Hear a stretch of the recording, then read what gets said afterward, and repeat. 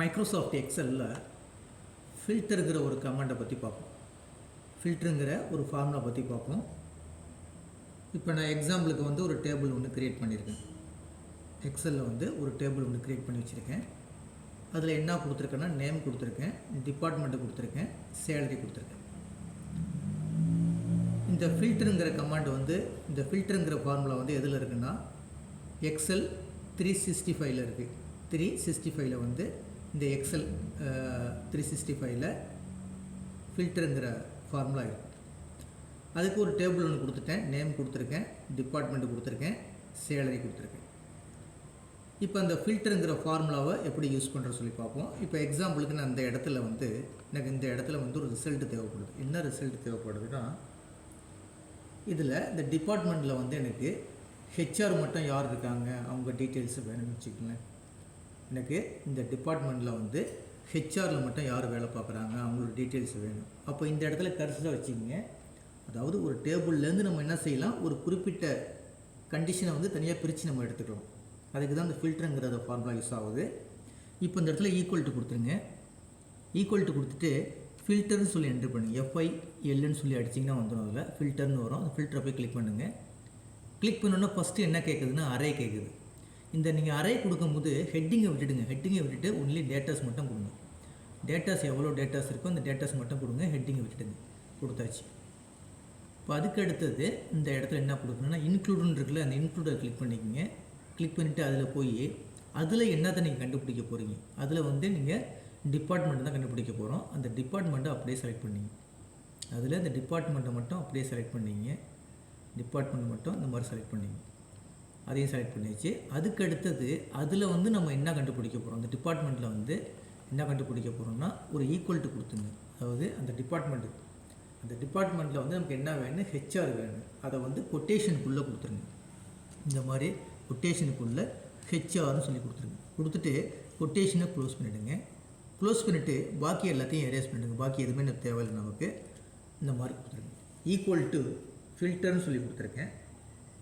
கொடுத்துட்டு அந்த டேபிளை அப்படியே செலக்ட் பண்ணியிருக்கேன்.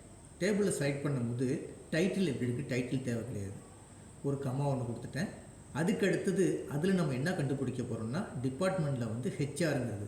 அப்போ அந்த டிபார்ட்மெண்ட் ஏரியாவை ஹெட்டிங்கை விட்டுட்டு டிபார்ட்மெண்ட் ஏரியாவை வந்து அப்படியே செலக்ட் பண்ணிங்க. செலக்ட் பண்ணிவிட்டு ஈக்குவல் டு கொடுத்துட்டு அதில் என்ன கண்டுபிடிக்க போகிறீங்க, ஹெச்ஆர்னு சொல்லி கொடுத்துட்டு ஜஸ்ட் என்ட்ரு கொடுத்தீங்கன்னா போதும். உங்களுக்கு ஹெச்ஆரில் யார் வேலை பார்க்குறாங்களோ அவங்களுடைய டீட்டெயில்ஸ் மட்டும் வந்துடும். ஹெச்ஆருங்கிற பொசிஷனில் யாராக இருக்காங்களோ அவங்களுடைய டீட்டெயில் மட்டும் வந்துடும்.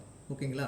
இப்போ இதில் எனக்கு வந்து மாற்றுற மாதிரினா மாற்றிக்கலாம். இப்போ இந்த டபுள் கிளிக் பண்ணிவிட்டு இந்த இடத்துல வந்து எனக்கு ஐடியில் யார் வேலை பார்க்குறாங்க அவங்கள போய் வச்சுங்களேன். இப்போ ஐடின்னு சொல்லி என்ட்ரி பண்ணிங்க. இந்த இடத்துல வந்து எனக்கு ஐடின்னு சொல்லி கொடுத்துங்க. ஐடின்னு சொல்லி கொடுத்துட்டு இந்த கொட்டேஷனை க்ளோஸ் பண்ணிவிடுங்க. க்ளோஸ் பண்ணிட்டு ஒரு ஜஸ்ட் என்ட்ரு கொடுத்தீங்கன்னா உங்களுக்கு ஐடியில் யார் வேலை பார்க்குறாங்களோ அவங்களோட டீட்டெயில்ஸ்லாம் வந்துடும். இந்த மாதிரி ஓகேங்களா? அப்போ என்ன செய்யலாம், ஃபில்டருங்கிறது ஒரு டேபிளில் உள்ள ஃபில்டரை வந்து ஒரு கண்டிஷனை பயன்படுத்தி தனியாக ஒரு குறிப்பிட்ட ரெக்கார்ட்ஸை மட்டும் நம்ம என்ன செஞ்சுக்கலாம், அழகாக பிரித்து பார்க்கலாம். ரைட்டுங்க, இது ஓகே. இப்போ எனக்கு இதே வந்து எனக்கு வந்து ஒரு இதை ரிமூவ் பண்ணிவிட்டு எனக்கு இதில் வந்து எனக்கு சேலரி யார் 20 ரூபாய்க்கு மேலே வாங்குறாங்களோ, 20,000க்கு மேலே வாங்குறாங்களோ அவங்க டீட்டெயில்ஸ் மட்டும் வேணும்னு வச்சுக்கலாம். இப்போ சேலரியில் வந்து 20,000க்கு யார் மேலே வாங்குறாங்களோ அவங்க டீட்டெயில்ஸ் மட்டும் வேணும். அப்போ ஈக்குவல் டு கொடுத்துருங்க. ஃபில்டர்னு சொல்லி என்ட்ரி பண்ணுங்கள். ஃபில்டர்னு சொல்லி என்ட்ரி பண்ணிங்கன்னா இந்த மாதிரி வரும். அதில் வந்து அரே கேட்குது. அரையை நீங்கள் கிளிக் பண்ணிங்க. அரே வந்து நீங்கள் கிளிக் பண்ணிட்ட வேண்டியது இந்த இருக்குது பாருங்கள். அரையை வந்து கிளிக் பண்ணிங்க. இந்த அரையை வந்து அதாவது இந்த ஹெட்டிங்கை விட்டுடுங்க. ஹெட்டிங்கை விட்டுட்டு இந்த டேட்டாஸ் மட்டும் என்ன டேட்டாஸ் இருக்கோ அந்த டேட்டாஸ் மட்டும் அப்படியே செலக்ட் பண்ணிங்க. இந்த டேட்டாஸ் மட்டும் செலக்ட் பண்ணிங்க. செலக்ட் பண்ணிவிட்டு இன்க்ளூடு கிளிக் பண்ணுங்கள். கிளிக் பண்ணிவிட்டு அதில் வந்து நம்ம என்ன பார்க்க போகிறோம், சேலரிங்கிறத பார்க்க போகிறோம். முன்னாடி வந்து டிபார்ட்மெண்ட்டை பார்த்தோம். இப்போ சேலரி. இப்போ சேலரியில் வந்து அப்போ இந்த டேட்டாவை மட்டும் கிளிக் பண்ணுங்கள். சேலரியை மட்டும் செலக்ட் பண்ணுங்கள். சேலரி மட்டும் செலக்ட் பண்ணிங்க. இந்த மாதிரி செலக்ட் பண்ணிங்க. செலக்ட் பண்ணிவிட்டு அதில் வந்து நம்ம என்னது 20,000க்கு மேலேன்னு சொல்லியிருக்கேன்.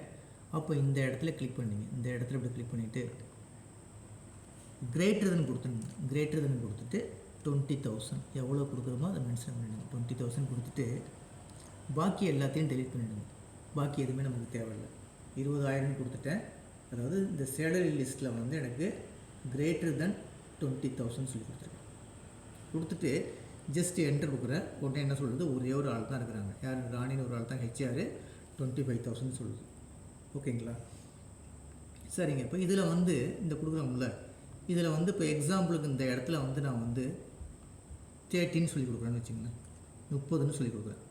30,000 கொடுத்து ஜஸ்ட் என்ட்ரு தட்டுறேன். அப்போ என்ன சொல்லணும், இந்த மாதிரி கால்க்குன்னு வரக்கூடாது. நோ ரெக்கார்ட்ஸு ஃபவுண்டுன்னு சொல்லி வரும். அதாவது தவறாக கொடுத்துருக்கேன்னா ஒரு எக்ஸாம்பிளுக்கு 30,000 சொல்லி கொடுத்துருக்கேன். 30,000 யாருமே சம்பளம் வாங்கலை. அப்போ என்ன சொல்லணும், நோ ரெக்கார்ட்ஸு ஃபவுண்டுன்னு சொல்லி வரணும். அப்போ இந்த இடத்துல கர்சரை வச்சுக்கோங்க. டபுள் கிளிக் பண்ணிவிட்டு இந்த இருக்கு பார்த்தீங்களா, அதுக்கு பக்கத்தில் இந்த இடத்துல ஒரு கமா ஒன்று கொடுத்துங்க. கமா கொடுத்துட்டு கொட்டேஷனுக்குள்ளே நோ ரெக்கார்ட்ஸ் ஃபவுண்டுன்னு சொல்லி கொடுத்துருங்க.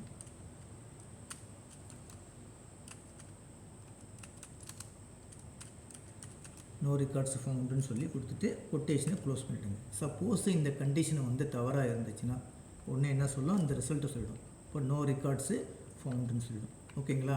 இதை ஒர்க் அவுட் பண்ணி பாருங்கள். அப்போ இதுலேருந்து நமக்கு என்ன தெரியுதுன்னா, ஃபில்டர்னால் என்ன, ஒரு 1000 ரெக்கார்டோ இல்லை ஒரு 500 ரெக்கார்டோ இருக்குது. அந்த ரெக்கார்டில் எனக்கு தனியாக நீங்கள் பிரித்து எடுத்துக்கலாம். இப்போ எக்ஸாம்பிளுக்கு ஒரு 10th எக்ஸாம் எழுதுகிறாங்க. உங்கள் ஸ்கூலில் ஒரு 50 பேர் நீங்கள் எழுதுகிறாங்கன்னு வச்சுக்கோங்களேன். அவங்க நீங்கள் டீச்சராக ஒர்க் பண்ணுறீங்க. இப்போ உங்களுக்கு வந்து அதில் 100 யார் எடுத்திருக்காங்களோ அவங்க லிஸ்ட்டை மட்டும் தனியாக பிரிக்கணும்னா இந்த கண்டிஷனை வச்சு நினச்சிக்கலாம், நீங்கள் ஈஸியாக பிரிச்சுக்கலாம். இப்போ இந்த இடத்துல என்னது, இந்த இடத்துல C2 C7 இருக்குல்ல, இந்த இடத்துல என்ன கொடுத்துட வேண்டியது, ஈக்குவல் டு 100ன்னு சொல்லி கொடுத்துட வேண்டியது. இந்த மார்க்கை இப்போ எக்ஸாம்பிளுக்கு மேத்தமெட்டிக் மார்க்கில் வந்து 100 எடுத்தாங்க. அப்போ இந்த மேத்தமெட்டிக்ங்கிற ஏரியாவை செலக்ட் பண்ணிவிட்டு ஈக்குவல் டு 100 சொல்லி கொடுத்தீங்கன்னா அந்த ரெக்கார்டை மட்டும் தனியாக பிரித்து போட்டுரும். எத்தனை பேர் வந்து ஒரு 10th வந்து ஒரு 50 பேரில் ஒரு 15 பேர் ஒரு சென்டம் போட்டிருக்காங்கன்னா அந்த சென்டம் லிஸ்ட்டை மட்டும் தனியாக பிடிச்சி கொடுத்துரும். இந்த மாதிரிலாம் நம்ம என்ன செஞ்சுக்கலாம், ஈஸியாக இந்த ஃபில்டருங்கிற ஃபார்முலா வச்சு யூஸ் பண்ணி பார்த்துக்கலாம். இது எதில் இருக்குன்னா எக்ஸல் 365 தான் இருக்குது. ட்ரை பண்ணி பாருங்கள்.